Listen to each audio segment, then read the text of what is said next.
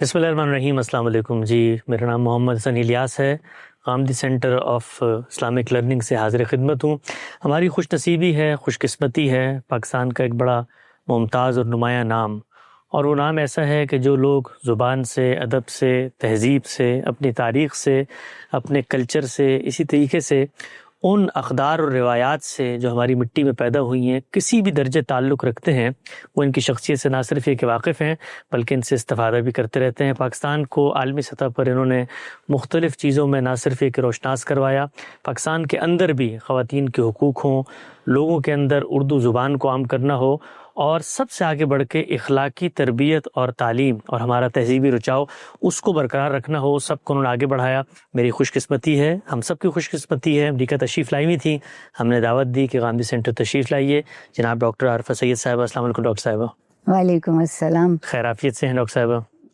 آپ کے تعارف سے پہلے تو بالکل خیریت و عافیت سے تھی، لیکن آپ نے بہت فیاضی کی ہے، بہت شکریہ۔ آپ کی عنایت ڈاکٹر صاحبہ، ہم سب لوگ بہت آپ سے استفادہ کرتے ہیں، اور بالخصوص آج کے زمانے میں جب یہ افراتفری کا ماحول ہے لوگوں کے ہاں، وہ بنیادی چیزیں کہ جن پر بات ہونی چاہیے، ہم یہ دیکھتے ہیں کہ پاکستانی میڈیا پہ بھی آپ ہی کی آواز سامنے آتی ہے۔ سب سے پہلے مجھے بتائیے گا کہ یہ ہم لوگوں سے کب تعارف ہوا آپ کا؟ غامدی صاحب کو آپ جانتی، جو کہ وہ لاہور میں رہے اور آپ کا بھی اٹھنا بیٹھنا لاہور میں رہا پوری زندگی، تو غامدی صاحب سے تعارف کب ہوا؟ کیا سوچتی ہیں ان کے بارے میں؟ کیا تاثرات ہیں؟ غامدی صاحب سے تعارف تو اگر سوچئے تو ایک خفیف سا تعارف، جب وہ گورنمنٹ کالج میں پڑھ رہے تھے۔ اچھا۔ وہ ایک صاحب علم اور صاحب حلم اور صاحب ذوق شخص ہے، تو پتہ یہ چلا کہ انگریزی پڑھتے ہیں اور فلسفے پہ بات کرتے ہیں۔ اچھا۔ تو دل خوش ہو گیا کہ ادب اور فلسفے پہ جب کوئی شخص بات کرتا ہے تو وہ اس بات کی دلالت کرتا ہے کہ وہ زندگی کو محبت سے سمجھ کے جینا چاہتا۔ تو مجھے چونکہ زندگی خود بہت اچھی لگتی اور میں گناہ گار ہوں، مجھے یہ دنیا بھی بہت اچھی لگتی ہے، کیونکہ اگر یہ دنیا نہ ہوتی تو زندگی کے معنی نہیں ہو سکتے تھے۔ تو اس وجہ سے ان سے واقفیت ہوئی اور آہستہ آہستہ بڑھتی گئی۔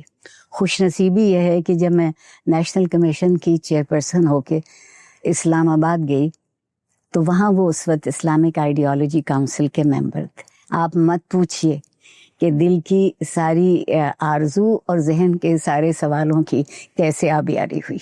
میں ان کی اس طرح سے ممنون ہوں کہ آپ کو بتا نہیں سکتی، بہت سکھایا۔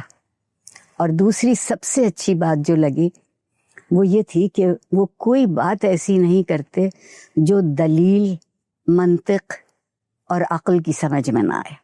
ہمارے یہاں عام طور پر یہ سمجھا گیا ہے کہ جب کبھی آپ اچھے فلسفے کی بات کریں، دین کی بات کریں، دین کے اندر جو مختلف مذاہب ہیں ان کی بات کریں یا اصول کی بات کریں، تو آپ کی طبیعت میں کھردرا پن، سختی ضرور ہونا چاہیے۔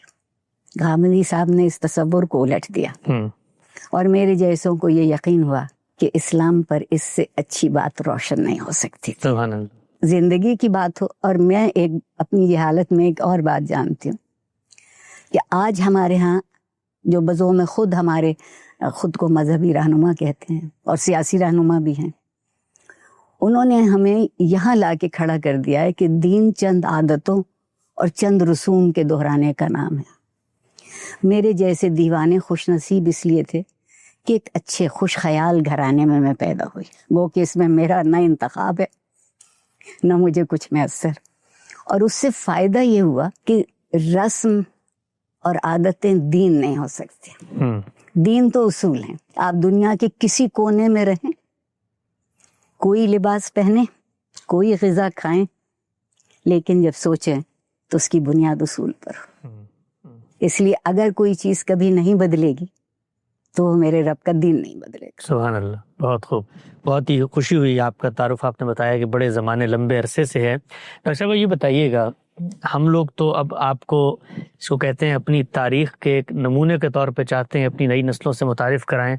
ہمارا پاکستان جو ہے، آپ نے تو اس کو بنتے دیکھا، اور اس کے بعد اس کے اندر جو تغیر اور سماجی تبدیلیاں آئیں اس پر بھی آپ کی بڑی گہری نظر ہے۔ ہم لوگ جو 90 کی دہائی میں انہوں نے شعور کی آنکھ کھولی، وہ پیچھے پلٹ کے دیکھتے ہیں تو ہمارا ملک بڑا تبدیل ہوا ہوا ہمیں نظر آتا ہے۔ یعنی پہلے کچھ بھی تھا، کچھ نہ کچھ اقدار تھیں، کچھ نہ کچھ جس کو آپ کہتے ہیں اخلاقی بھلے دکھانے کے لیے ہوتا تھا لیکن ہمیں نظر آتا تھا کہ گھر پہ مہمان آ گیا ہے تو امی کے کپڑوں کے نیچے جو بھی پیسے ہیں وہ بچے کو بھیج کے اس کی مہمان نوازی کریں گی, چائے بنے گی, گپ شپ ہوگی, ایک محبت, تحاد و تباہ, مل جل کے بیٹھنے کی ایک رسم نظر آتی تھی. اب ہم جاتے ہیں پاکستان, ہر کوئی جی بر جبی ایک طریقے کی جس کو آپ کہتے ہیں بلغوی مزاج, رد عمل, آپا دھاپی, افراتفری. سماجی سطح پر آپ محسوس کرتی ہیں کہ یہ ہمارا ملک بہت بڑا تبدیل ہوا؟ بہت زیادہ. اگر آپ جاہل آدمی کی ایک بڑی خوبی ہے کہ اسے کچھ معلوم ہو یا نہ ہو بولتا ضرور ہے. اس تعریف پہ میں صادق آتی ہوں, بہت بہت بات کرتی ہوں. اور مجھے سب سے زیادہ تکلیف اس بات کی ہے کہ جو جنوبی ایشیا کا مسلمان ہے اس کے پاس بڑی قوی اور توانا تہذیبی وراثت موجود ہے. میں روایت نہیں کہہ رہے, ورثہ موجود ہے. اور اس ورثے میں برداشت اور حلم سب سے بڑی چیز تھی. میں جنوبی ایشیا کا مسلمان ہوں, مجھے دوسرے مذاہب کے ساتھ جینا آیا, دوسری زبانوں کا احترام کرنا آیا. دوسرے لوگوں کے جو پیمانے ہیں آپ ان سے اختلاف کرتے ہوں صحیح, مگر ان سے دشمنی کی گنجائش نہیں ہو سکتی. اور میری سمجھ میں بہت دنوں سے بات کہہ رہی ہوں, آپ شاید میری اس کو کچھ بہتر کر سکیں, کہ ہم اب ایک دوسرے سے وہ سوال پوچھتے ہیں جو خدا ہم سے پوچھے گا. بہت اہم بات کیا.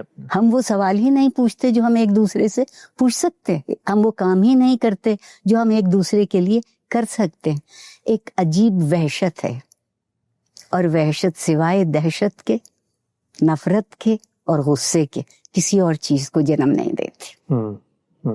رواداری میں کمال یہ ہے کہ وہ انس پیدا کرتی ہے, برداشت آپ میں آتی ہے.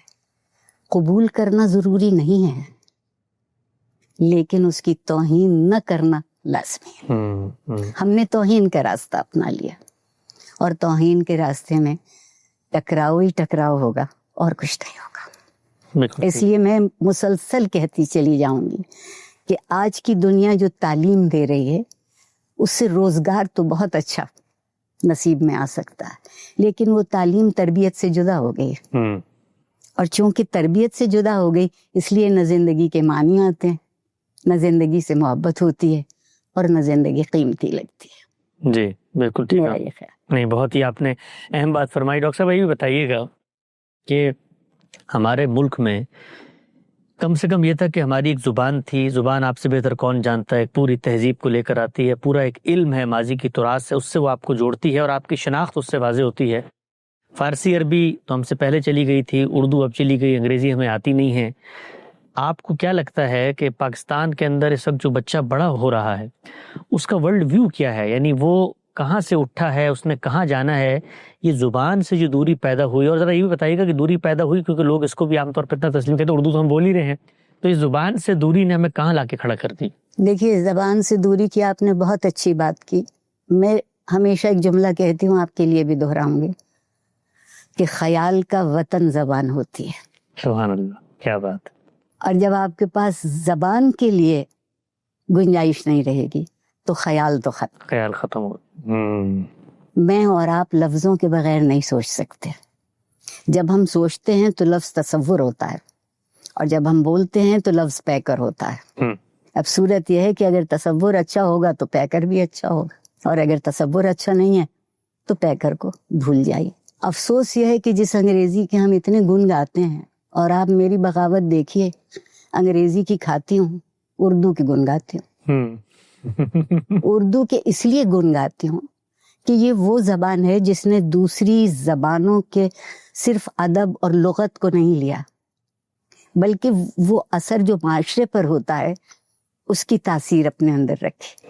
تو جب آپ اردو بولتے ہیں تو آپ کو اندازہ ہوتا ہے کہ یہ ایک کسی خاص طبقے کی, ایک کسی فرقے کی, ایک کسی گروہ کی, کسی قوم کی زبان نہیں ہے, یہ ایک تہذیب کی زبان ہے.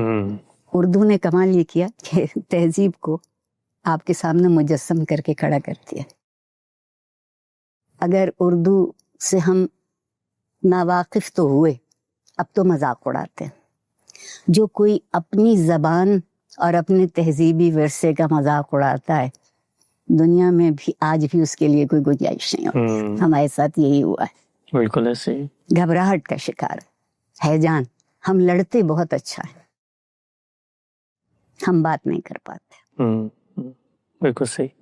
یہ بتائیے گا ڈاکٹر صاحبہ کہ آپ نے خواتین کے حقوق کی، جس کو آپ کہتے ہیں ایک طریقے کی پوری تحریک کو فکری سطح پر بھی اور عوامی سطح پر بھی جہاں جہاں آپ کو موقع ملا آپ نے یہ آواز بلند کی کہ بھائی یہ جو تفریق تمہارے ہاں موجود تھی اور بالخصوص ہمارے بر صغیر میں وہ نظر بھی آتی ہے، اس کے خاتمے کا وقت ہوا چاہتا ہے. اور وومن امپاورمنٹ، بچیوں کو یہ شعور دینا کہ تمہاری اپنی ایک شخصیت ہے، تمہاری ایک اپنی جداگانہ حیثیت ہے، آگے بڑھو اور سماج میں اپنا کردار ادا کرو. کچھ بہتری نظر آئی آپ کو پاکستان میں پچھلے کچھ عرصے میں تعلیم کے نتیجے میں خواتین کی خود مختاری کے حوالے سے؟ اگر ذرا سے پھیلا کے دیکھوں تو شاید بہت منفی جواب دوں گی کہ اتنا نظر نہیں آتا، لیکن ہوا ہے. اور ہوا اس وجہ سے ہے کہ جو مواقع انسانی حقوق کے لیے لڑ کے پیدا کیے گئے، اس میں بیٹیوں کے ماں باپ کی ذہنی سطح میں تبدیلی آئی، پھر وہ ان تک پہنچی، اور تبھی ہو بھی سکتا تھا. اگر کوئی معاشرہ کسی قدر کا ساتھ نہیں دیتا تو وہ پھل پھول نہیں سکتی. اس لیے جو میں ایک بات اور بھی کہتی ہوں، میں عورتوں کے حقوق کہتی نہیں، انسانی حقوق ہیں. سبحان اللہ. کیوں عورت کا انسان نہیں ہے، اس کے حقوق کہیں اور سے آئیں گے؟ بالکل نہیں. میں بہت، مجھ سے اپنے بھی خفا ہیں، بیگانے بھی ناخوش. یہ انسانی حقوق کی بات ہے.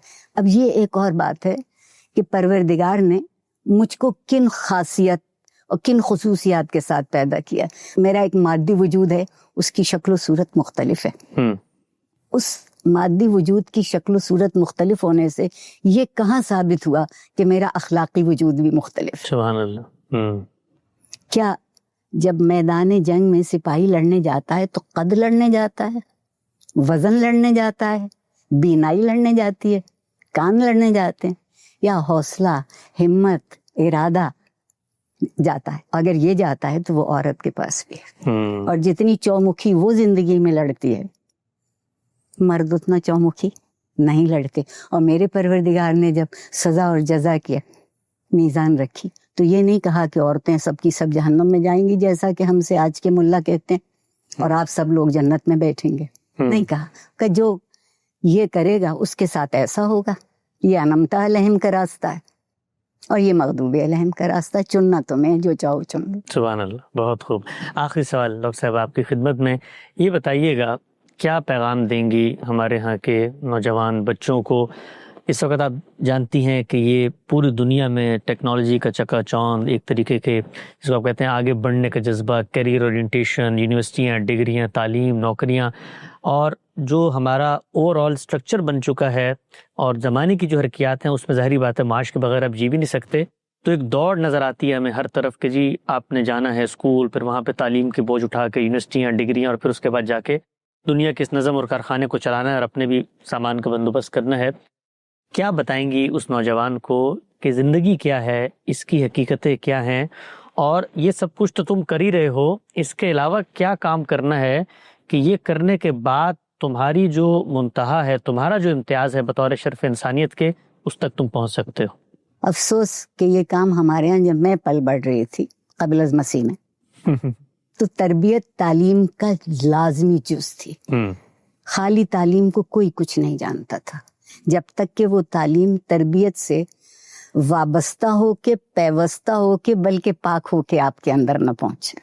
وہ آپ کے اندر قدریں رکھی جاتی تھیں. آج آپ دیکھیے کہ معافی چاہتی ہوں کہ ہمارے ہاں نوجوانوں کو ہیجان میں مبتلا کرنا سکھا دیا گیا ہے. بات کا جواب نہیں آتا تو آواز اونچی کر لو، مسئلہ حل نہیں کر سکتے جلوس نکال لو، کسی سے خفا ہو تو گالیاں دینا شروع کر دو. تو جو تہذیب کے عناصر ہیں وہ ہمارے بڑوں نے ہم سے، ہمارے نوجوانوں سے علیحدہ کیے. میں ان سے صرف ایک بات یہ کہتی ہوں کہ اگر اس مرحلے تک پہنچے ہو کہ خون گرم ہے، احساس شفاف ہے، دل اپنا صحیح جگہ پہ دھڑکتا ہے، تو بجائے اس طرح کے ایک اندھی تقلید میں گزارو. مجھے اسلام اچھا اس لیے بہت لگتا ہے کہ اس میں اندھی تقلید کی گنجائش نہیں. ہر کوئی اسے اتنا سمجھ لے جتنا اس کی سمجھ میں آتا ہے.